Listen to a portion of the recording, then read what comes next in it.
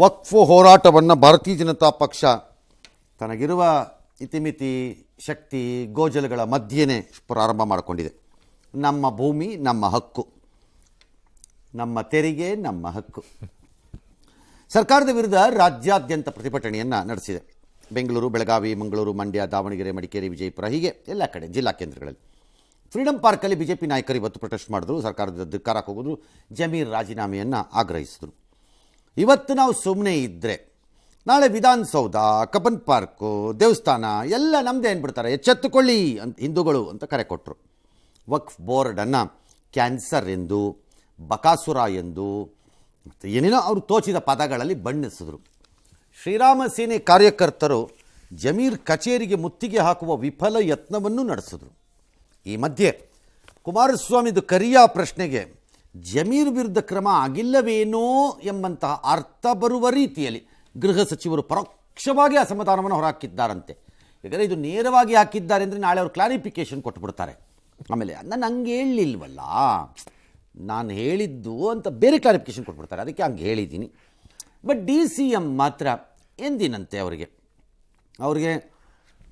ಯಾರು ಯಾಕೆ ಒಳ್ಳೆಯವರಾಗಿ ಕಾಣುತ್ತಾರೆ, ಯಾರು ಯಾಕೆ ಅವರಿಗೆ ದುಷ್ಟರ ರೀತಿ ಅಥವಾ ಅವರಿಗೆ ಮನಸ್ಸಿಗೆ ಆಗದ ರೀತಿ ಕಾಣಿಸ್ತಾರೆ ಅನ್ನೋದು ನನಗಿನ್ನೂ ಅರಿವಿಗೆ ಬಂದಿಲ್ಲ. First of all I have a serious doubt whether he has any genuine friends. ನನಗೆ ಏನೋ ಅವರು DCM ಜಮೀರ್ನ ಭಾಳ ಒಳ್ಳೆ ಹುಡುಗ ಅಂತ ಹೇಳಿದ್ದಾರೆ. Good title ಮೂವಿಗೆ. ಕರ್ನಾಟಕ ರಾಜ್ಯಕ್ಕೆ ವಕ್ಫ್ ಬೋರ್ಡ್ ಅನ್ನೋದು ಒಂದು ಕ್ಯಾನ್ಸರ್ ಇದ್ದಂಗೆ ಒಳಗಡೆನೆ ನುಂಗುತ್ತೆ.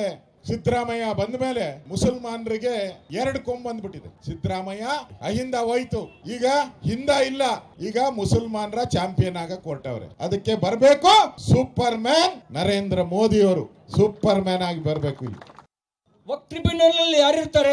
ಕಾಂಗ್ರೆಸ್ ಮಾಡಿರುವ ಕತೆ ತೋಳ ಕುರಿ ಹೊತ್ಕೊಂಡು ಹೋಯ್ತು ಅಂತ ಹೇಳಿದ್ರೆ ನ್ಯಾಯ ಕೇಳಕ್ಕೆ ಕುರಿ ಮಂದೆ ಕರ್ಕೊಂಡು ತೋಳ ಹತ್ರಕ್ಕೆ ಹೋಗ್ಬೇಕು. ಇದಕ್ಕಾಗಿ ಅಂಬೇಡ್ಕರ್ ಅವರು ಸಂವಿಧಾನ ಬರೆದಿದ್ದ.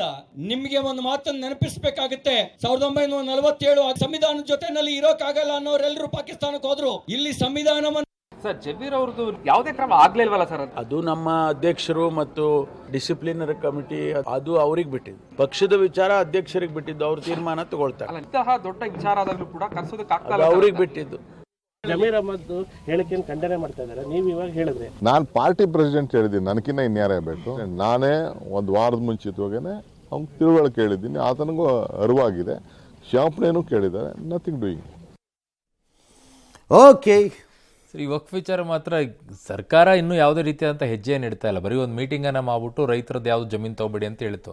ಅದನ್ನು ಹೊರತುಪಡಿಸಿ ಇನ್ಯಾವುದು ಗಟ್ಟಿ ಮಾಡಿಲ್ಲ. ಮತ್ತೆ ಇವತ್ತು ಯಾರೋ ಮಂತ್ರಿಗಳು ಯಾರೋ ಹೇಳ್ದಂಗಿದೆ, ಅದು ಚಿಲ್ಲರೆ ವಿಚಾರ ಅಥವಾ ಡ್ರಾಮಾ ಬೋಗಸ್ ಅಂತಾನೋ ಹೇಳಿ. ಕೇರಳದಲ್ಲಿ ಬೋಗಸ್ ಏನು, ನಾಳೆ ಮಹಾರಾಷ್ಟ್ರದಲ್ಲಿ ಬರ್ತಾ ಇದೆ ಬೋಗಸ್ ಏನು, ಆಂಧ್ರಲ್ಲಿ ಬಂದಿದೆ ಬೋಗಸ್ ಏನು. It's not question of bogus, it's question of ಆಸ್ತಿಯ ಹಕ್ಕನ್ನು ಎಲ್ಲಿಂದ ಎಲ್ಲಿಗೆ, ಯಾವಾಗ, ಯಾರಿಗೆ ಮತ್ತು ಯಾಕೆ ಸ್ಥಾಪನೆ ಆಗ್ತಾ ಇದೆ ಅನ್ನೋ ಪ್ರಶ್ನೆ. That's all. There has to be a limitation. ನಾನು ಇದನ್ನು ಪದೇ ಪದೇ ಹೇಳ್ತಾ ಇದ್ದೀನಿ, ಕಂಡಿದ್ದೆಲ್ಲ ನಂದು ಅನ್ನೋಕ್ಕೆ ಆಗಲಿಕ್ಕಿಲ್ಲ ಅದು ಅಂತ ನಂದು ವಾದ. ಅದು ಈಗ ನಾನು ಇದೇ ಆರ್ಗ್ಯುಮೆಂಟನ್ನು ಎಕ್ಸ್ಟೆಂಡ್ ಮಾಡ್ತಾ ಇದ್ದೀವಿ. ಯಾವತ್ತೋ ಒಂದಿನ ದೊಡ್ಡ ವಿಚಾರ ಆದಾಗ ಅದು ಎಕ್ಸ್ಟೆಂಡ್ ಆಗುತ್ತೆ. ಯಾವಾಗಲೂ ಒಂದಿನ ನಾಳೆ ಯಾವುದೋ ಬೇರೆ ಸರ್ಕಾರ ಬರುತ್ತೆ ಅಂತ ಇಟ್ಕೊಳ್ಳಿ, ಮುಜರಾಯಿ ಇಲಾಖೆಯಿಂದ ಯಾವ್ಯಾವುದು ಡಿಸ್ಪ್ಯೂಟೆಡ್ ಸೈಟ್ ಇದೆ ಇದೆಲ್ಲ ನಮ್ದು ಪಾಣಿ ಚೇಂಜ್ ಮಾಡಿ ಅಂತ ಕೊಟ್ಟರೆ ಏನು ಮಾಡ್ತೀರಿ? ಫೇಸ್ ಮಾಡಲೇಬೇಕಾಗುತ್ತೆ. ಏನು ಮಾಡ್ತೀರಿ? ಆಗ ಏನು ಮಾಡ್ತೀರಿ ಅಂತ ನಾನು ಕೇಳೋದು. ಹಾಗಾಗಿ this has to be resolved by through the original ನೋಟಿಫಿಕೇಶನ್ನೇ ರೀಡ್ರಾಫ್ಟಿಂಗು, ಕ್ಯಾನ್ಸಲೇಷನ್ನು, ಡ್ಯಾಶು ಮೂಲಕ. ಇನ್ನು ರಾಜ್ಯ ವಕ್ಫ್ ಬೋರ್ಡ್ಗೆ ಇನ್ನು ಮುಸ್ಲಿಂ ದಂಪತಿಗೆ ವಿವಾಹ ಪ್ರಮಾಣ ಪತ್ರ ನೀಡಲು ರಾಜ್ಯ ವಕ್ಫ್ ಬೋರ್ಡ್ಗೆ ರಾಜ್ಯ ಸರ್ಕಾರ ನೀಡಿದ ಅನುಮತಿಯನ್ನು ಹೈಕೋರ್ಟ್ ಸಸ್ಪೆಂಡ್ ಮಾಡಿದೆ.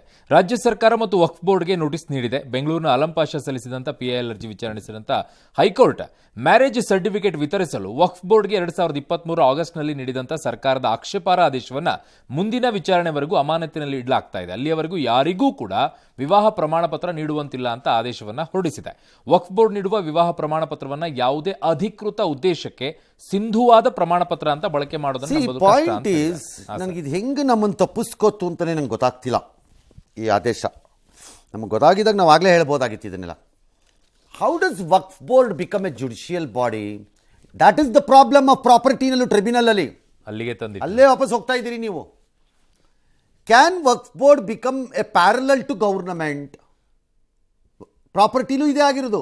ಟ್ರಿಬ್ಯುನಲ್ ಡಿಸೈಡ್ ಮಾಡ್ತು ಅಂದ ತಕ್ಷಣ ಡಿ.ಸಿಗಳು, ತಹಸೀಲ್ದಾರ್ಗಳು, ಎ.ಸಿಗಳು ಪಾಣಿ ಚೇಂಜ್ ಮಾಡ್ತಾರೆ ಅಂತಂದ್ರೆ can that tribunal be the final? Or they alternate to government? How? ಬೇರೆ ಎಲ್ಲರಿಗೂ ಒಂದು ಪ್ರಾಸೆಸ್ ಆಫ್ ರೆವಿನ್ಯೂ ಮೆಥಡಾಲಜಿ ಇದೆ. ಡಿ.ಸಿ ಅಂತಿದ್ದಾರೆ, ಅವ್ರ ಹತ್ರ ಹೋಗ್ತಾರೆ, ಅಲ್ಲಿಂದ ಹೋಗ್ದಿರಲ್ಲ ಏನೋ ಒಂದು ಅಪೀಲ್ ಅಂತಿದೆ, ಡ್ಯಾಶು ಎಲ್ಲ ಇದೆ. ಇವ್ರದ್ದು ಯಾವುದೂ ಇಲ್ಲ ಅಂದ್ರೆ ಅವರೇ ಸರ್ಕಾರ ಅಂತ ಆಗತ್ತೋ ವಕ್ಫು? ಹೇಗೆ ಮ್ಯಾರೇಜ್ ಆಕ್ಟ್ ಕೊಡ್ತೀರಿ ನೀವು? ನಾಳೆ BJP ಅಧಿಕಾರಕ್ಕೆ ಬಂತು ಅಂತ ಇಟ್ಕೊಳ್ಳೋಣ, ಬರ್ತಾರ ಬಿಡ್ತಾರ ಅದು ಬೇರೆ ವಿಚಾರ. ಇನ್ನು 4 ವರ್ಷ ಇದೆ ಈ ಸರ್ಕಾರಕ್ಕೆ, 3.5-4 ವರ್ಷ ಇದೆ ಅವರಿಗೆ. ಆಮೇಲೆ ಅವ್ರು ಬರ್ಲೂಬೋದು, ಬರ್ದೇನೂ ಇರ್ಬೋದು. ಬಟ್ ಬಂತು ಅಂತ ಇಟ್ಕೊಳ್ಳಿ, ಆಗ ಅವರು ಮುಜರಾಯಿ ಇಲಾಖೆಗೆ ಮ್ಯಾರೇಜ್ ಸರ್ಟಿಫಿಕೇಟ್ ಕೊಟ್ಟರೆ ಏನಾಗುತ್ತೆ? ಇಲ್ಲಿ ಕೇಳಿದ್ರೆ ಅಲ್ಲೂ ಕೇಳ್ತಾರೆ. ಏನಾಗುತ್ತೆ? ಇಲ್ಲ ಅದು ಕೊಡಕ್ಕೆ ಬರಲ್ಲ ಅಂದ್ರೆ ಅದು ವಕ್ಫ್ ಬೋರ್ಡ್ ತರ ಅದಕ್ಕೂ ಒಂದು ಕಾನೂನು ಮಾಡೋಣ ಅಂದ್ರೆ ಏನಾಗತ್ತಾಗ? ವಕ್ಫಿಗೆ ಸಪರೇಟ್ ಆಗಿ ನ್ಯಾಯಾಲಯ ಇದೆ. This is not correct. Yes, ಸಂವಿಧಾನ ಒಂದು ಕಡೆ ಬೇಕು ಅನ್ನೋರು ಸಂವಿಧಾನದ ಆಶಯಗಳನ್ನು ನನಗೆ ಬೇಕಾದ ಕಡೆ ಮಾತ್ರ ತಿರ್ಚ್ಕೋತೀನಿ, ಬೇರೆ ಕಡೆಯಲ್ಲೆಲ್ಲ ಅದರದ್ದು ರಕ್ಷಣೆಯನ್ನ ಪಡಿತೀನಿ ಅನ್ನಕ್ಕಾಗಬಾರ್ದದು. First you are a citizen of the country, ಆಮೇಲೆ ಯು ಆರ್ ಎ ಹಿಂದೂ, ಆಮೇಲೆ ಯು ಆರ್ ಎ ಮುಸ್ಲಿಂ, ಆಮೇಲೆ ಯು ಆರ್ ಎ ಕ್ರಿಶ್ಚಿಯನ್. ಆಮೇಲೆ ಇಲ್ಲ ನಾನು ಮೊದಲು ಮುಸ್ಲಿಮು ಮೊದಲು ಹಿಂದೂ ಅಂತ ಅನ್ಕೊಳ್ಳೋನಾದ್ರೆ ನೀನು ಇದಕ್ಕೆ ಯೋಗ್ಯ ಅಲ್ಲ ಅನ್ಬೇಕು ಅವನಿಗೆ. ಮೊದಲು ದೇಶ ಮತ್ತು ದೇಶದ ಪ್ರಜೆ, ನಂತರ ಎಲ್ಲವೂ. ಇಲ್ಲಿ ಉಲ್ಟಾ ಆಗ್ತದೆ. ಎಸ್. ಓಕೆ. BPL ಕಾರ್ಡ್ ರದ್ದತಿ ಗೊಂದಲದ ಬಗ್ಗೆ ವರದಿಗಳೆಲ್ಲ ಆದಮೇಲೆ ಪರ್ಟಿಕ್ಯುಲರ್ ನಮ್ಮ ಟಿವಿ ಸ್ವಲ್ಪ ಜಾಸ್ತಿನೇ ಆಯಿತು ಅನ್ಸುತ್ತೆ. ನವೆಂಬರ್ 25ರಿಂದ ಅಕ್ಕಿ ಕೊಡೋ ಬಗ್ಗೆ ಕ್ರಮ ತಗೊಳ್ಳಿ ಅಂತ ಆರೋಗ್ಯ ಇಲಾಖೆ, ಆಹಾರ ಇಲಾಖೆ ಸುತ್ತೋಲೆ ಹೊರಡಿಸಿದೆ. ಎಲ್ಲರಿಗೂ ಯಾರಿಗೂ ತೊಂದರೆ ಮಾಡ್ದಂಗೆ ನೋಡ್ಕೊಳ್ಳಿ ಅಂತ. ಮೊದಲೇ ಯೋಚನೆ ಮಾಡ್ಕೊಂಡು ಮಾಡಿದ್ದು ಸರಿ ಇರ್ತಿತ್ತು, ಮಾಡ್ಬಿಟ್ಟು ಬಂಡಾಟ ಆಡಿದ್ರಿ. ದಿಸ್ ಗೌರ್ಮೆಂಟ್ ಹೆಂಗಿದೆ ಅಂದರೆ ಬಂಡಾಟವನ್ನು ಮಾಡೋದು, ಆಮೇಲೆ ಸರಿ ನೋಡೋದು ಆ ಕಡೆ ಈ ಕಡೆ ಒಂದ್ಸರಿ ಎಷ್ಟು ಜೋರಾಗಿ ಅಳ್ತಿದ್ದಾರೆ ಅಂತ. ತುಂಬ ಜೋರಾಗಿ ಅಳ್ತಿದ್ದಾರೆ ಅದೆಲ್ಲ ಸರಿ ಇಲ್ಲ, ತೆಗಿರಿ ಅನ್ಬಿಡೋದು. ಸುಮಾರಾಗಿ ಅಳ್ತಿದ್ದಾರೆ ಅಂದರೆ ಹತ್ಕೊಂಡೋಗ್ಲಿ ಬಿಡು ಅಂತ ಮುಂದಕ್ಕೆ ಹೋಗ್ಬಿಡೋದು. Same they did it in power guarantee. 200 ಯೂನಿಟ್ವರೆಗೆ ಸೇಮ್ ಮಾಡಿದ್ರು. ಎಷ್ಟು ಅಳ್ತಾರೆ ನೋಡಿಕೊಂಡ್ರು, ಬಿಟ್ಟರು. ಯಾವುದೋ BMTC ಬಸ್ ರೈಸ್ ಹೈಕು, ಯಾವುದೋ ವಾಟರ್ ಹೈಕು, ಯಾವುದೋ ಹಾಲಿಂದು ಹೈಕು, ಯಾವ್ಯಾವ್ದಾಗಿದೆ ಈಗ ಆಸ್ಪತ್ರೆ ಡ್ಯಾಶ್ ಯಾವ್ಯಾವ್ದಾಗಿದೆ ಯಾವ್ದಾರು ತಗೊಳ್ಳಿ. ಆಮೇಲೆ ಅದು ಯಾವುದೋ ಕೃಷಿ ಇಲಾಖೆಯಲ್ಲಿ ಯಾವುದೋ ಬಿತ್ತನೆ ಬೀಜದ್ದು ಯಾವುದೋ ಅದೊಂದು ಈ ಥರದ್ದೆಲ್ಲ ಅದೇ ನೋಡ್ತಾ ಇರ್ತಾರೆ. ಜಾಸ್ತಿ ಹೇಳ್ತಿದ್ದಾರಾ ಹಂಗಾರ ಬೇಡ ಬಿಡು ಅಂದ್ಬಿಡೋದು. ಹಾಗೆ ಇದುವೇ ಸರಿ, ದುಡ್ಡು ಉಳ್ಸಕ್ಕೆ ಹೊರಟಿದ್ದಾರೆ ಅಂತ ಅದು ಇರ್ಬೋದು. CM ಮಾತ್ರ ವಿಜಯೇಂದ್ರ ಅದು ಯಾವುದೋ ಮಾತಿಗೆ ಹೀಗೆಲ್ಲ ಮಾತಾಡೋಕ್ಕೆ ವಿಜಯೇಂದ್ರ ರೈಟ್ಸ್ ಇಲ್ಲ, ಆ ಮಾತುಗಳನ್ನು ತೋರಿಸ್ಬಾರ್ದು.